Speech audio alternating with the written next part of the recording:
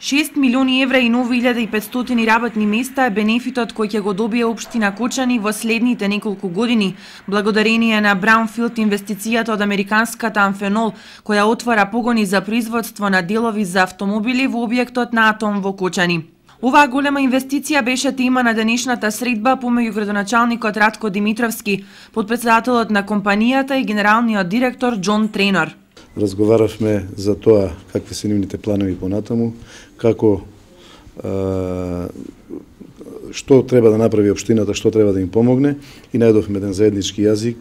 Тие се по втор пат, генералниот менаџер е сега по втор пат, меѓутоа нема му се допаѓа Кочани, најавува дополнителни 300 вработувања уште оваа година, најавува проширување понатаму и очекуваме дека ќе ни биде постојан гостин и оваа година и во наредните години ќе биде постојано присутен и тој и компанијата Амфенол во Кочани.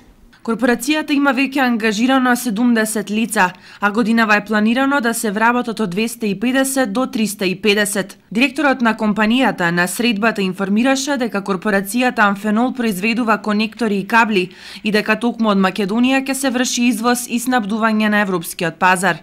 No, I think we anticipate that. Верувам дека е донесена најправилната одлука со оваа инвестиција во Кочани.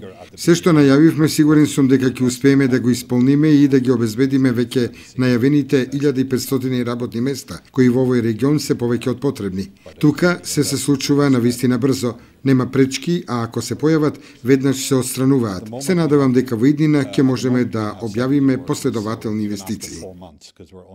Одлуката за инвестирање во Македонија е донесена врз основа на големиот број можности што ги нуди земјава, добрата квалификувана работна сила, поддршката од Агенцијата за странски инвестиции и другите надлежни институции, но најмногу врз основа на погодната бизнис клима, велат од компанијата која во моментот е лидер во светот во производството на интерконекцијски производи за автомобилската индустрија.